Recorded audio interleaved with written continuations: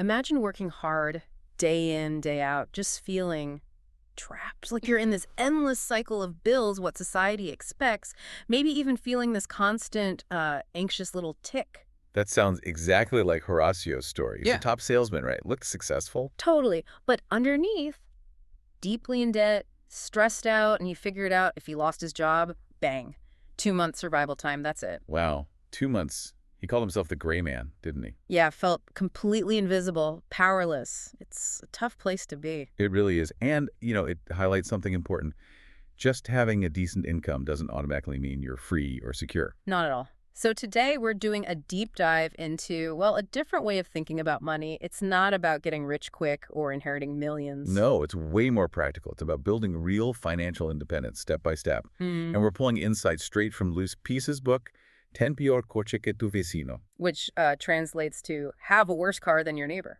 Yeah. Intriguing title.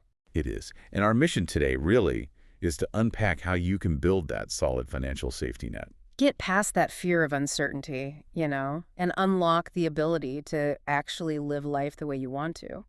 We'll look at the, frankly, quite simple tricks that turned Horacio's life around. And these are things anyone can apply. Okay, so let's start where it started for Horacio. His awakening.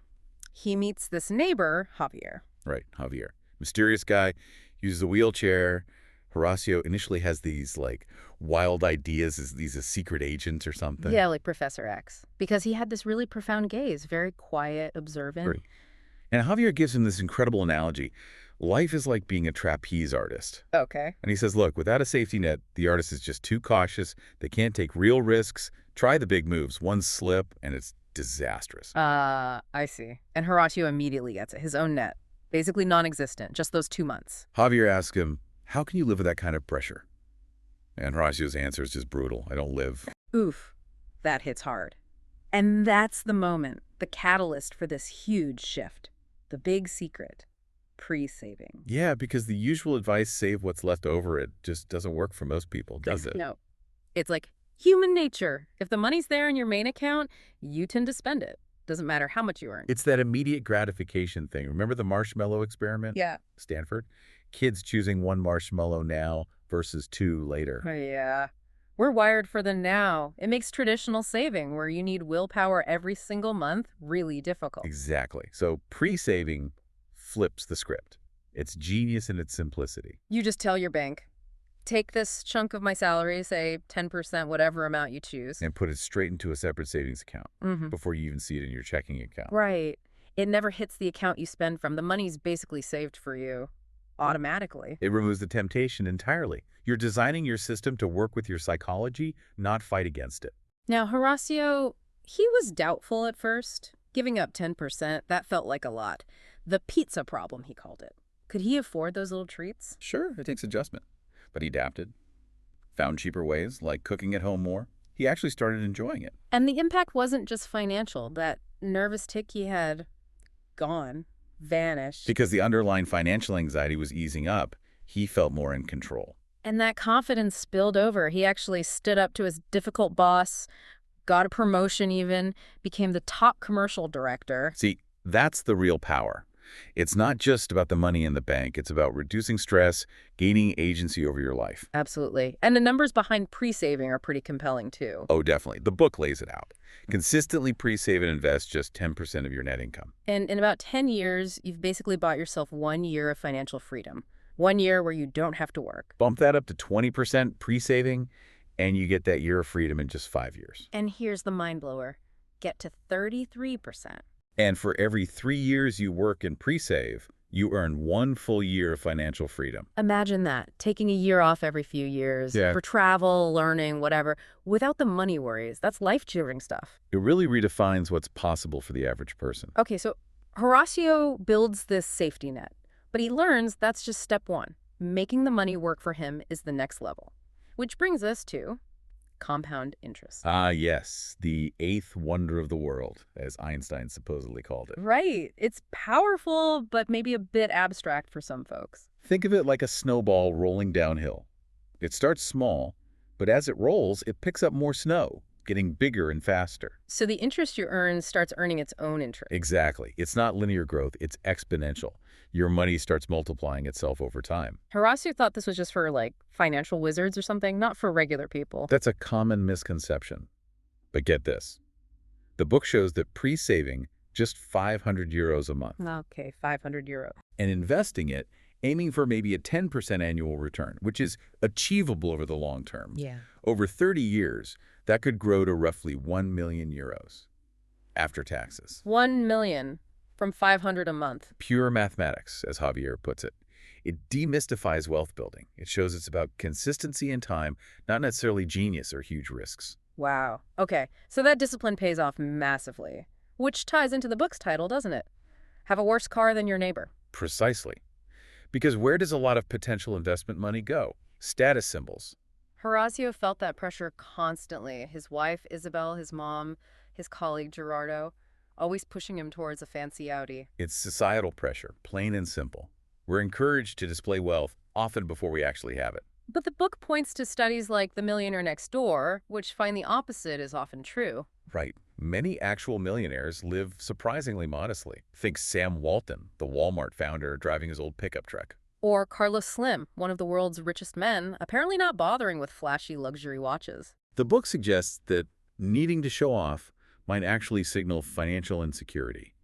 The big hat, little cattle idea. And the financial impact of trying to keep up, it's huge. Let's take the car example.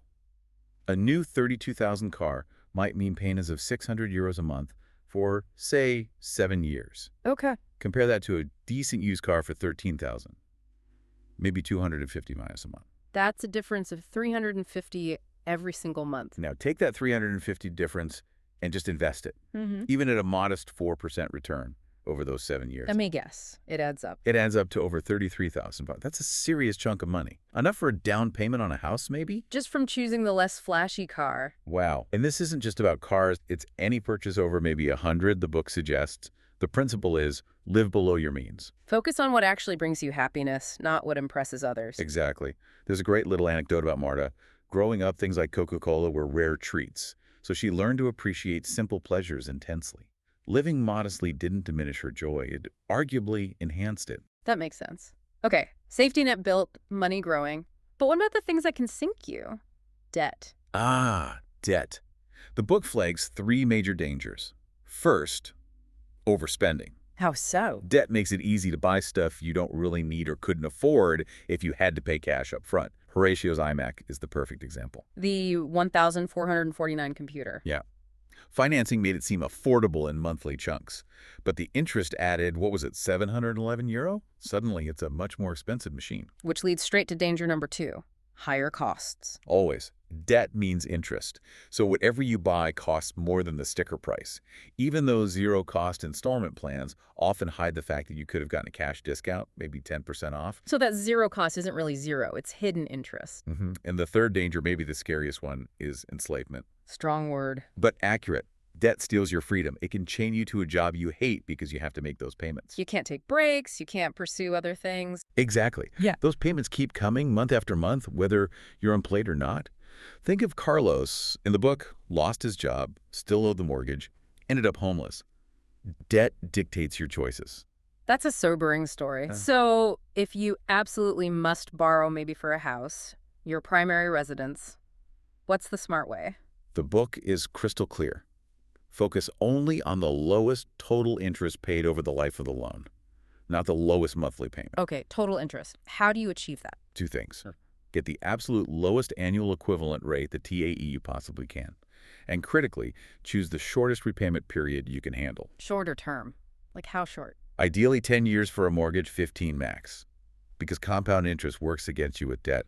Longer terms mean you pay vastly more in total interest. It's staggering, really. Right. Avoid those 30-year mortgages if you can help it. Yeah. Okay, but what if you're already in debt? How do you get out? The book recommends the waterfall or snowball method.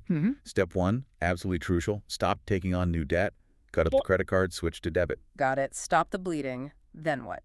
You take your pre-savings amount or whatever extra you can scrape together and throw it all at your smallest debt first. Pay it off completely. Smallest one first, not the highest interest rate. Smallest balance first. Psychologically, it gives you a quick win. Momentum. Motivation. Once that smallest debt is gone, Yeah. you take the payment you were making on that debt plus your extra payment amount and roll it all onto the next smallest debt. Ah, like a snowball getting bigger. Exactly. Each time you wipe out a debt, your payment snowball gets larger, hitting the next debt harder and faster. Horacio's mom did this, cleared a personal loan, car loan, even one of her mortgages. It's super effective. Okay, that makes a lot of sense. Build the net, grow the money, conquer the debt. What's next? Expanding the horizon. Yes. This is where it gets really exciting.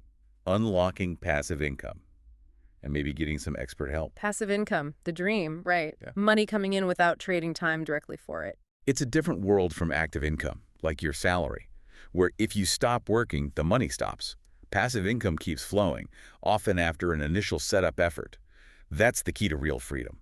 So, how do you generate it? What are the options? The book covers several, and they're maybe more accessible than people think. First up, rentals. Like buying investment properties. That's one way. But also renting out assets you already have but aren't fully using. Your apartment when you're away, a parking spot, fancy camera gear you only use sometimes. Huh, okay. Monetizing what you own. Marina in the book did this, right? With apartments in Italy. Yeah, she ended up quitting her job entirely. Her rental income covered everything. Nice. What else? Dividends and rents from financial investments, Yeah. stocks, bonds, funds. As your pre-savings grow and get invested, the returns themselves can become a significant income stream.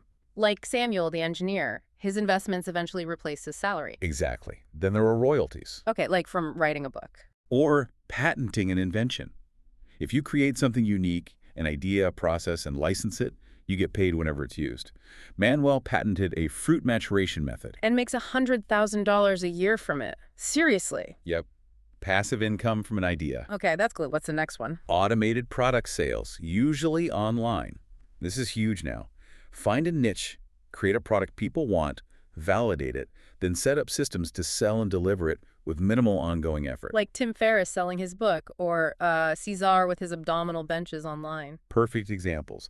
Cesar was making 1,500 euros a month for maybe an hour of work a week managing it. It's about creating an asset that works for you. This ties into another idea, right?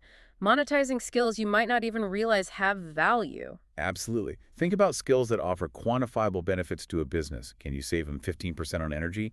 Boost sales 20%? If you can measure your impact. You can propose getting paid based on that value, like a percentage or ongoing fee. Precisely. Horacio did this in a way, didn't he?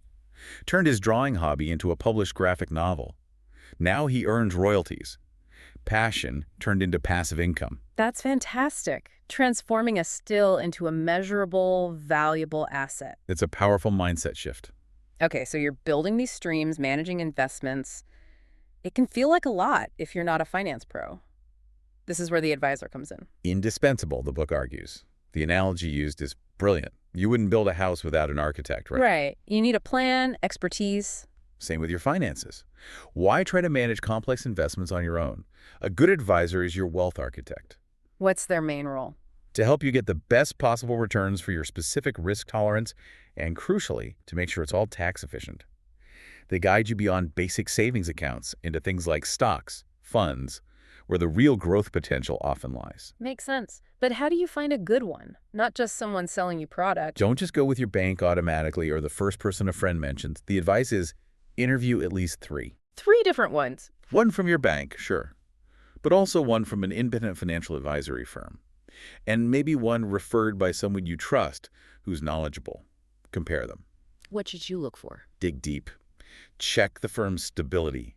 Ask of references. Check their track record. How available are they? What exactly are they proposing you invest in and why? Be wary if it feels like they're just pushing high commission products. Fees are important too, I bet. Hugely. Ask for a clear 3-year simulation showing all fees and commissions. Understand the tax implications.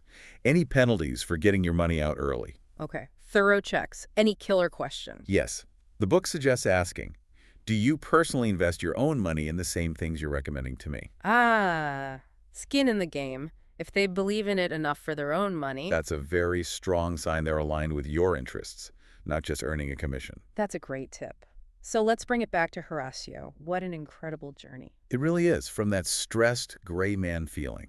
To becoming a successful commercial director, a published author with his graphic novel, Father to Twins. And crucially, he and his wife Anna still pre-save. They understand it's the foundation of their freedom. He's living life on his own terms now, not driven by fear or what others think. And the mentor, Javier, the Professor X figure. Turns out he runs a foundation helping young disabled people achieve their potential, funded entirely by applying these same financial principles himself. Wow. So his financial success directly fuels his ability to help others. Exactly. Even his friend Tomas, the guy who owned the cafeteria near Javier's place, built a successful catering business thanks to Javier's advice. It shows how this isn't just about personal wealth. It's about the positive ripple effect it can create.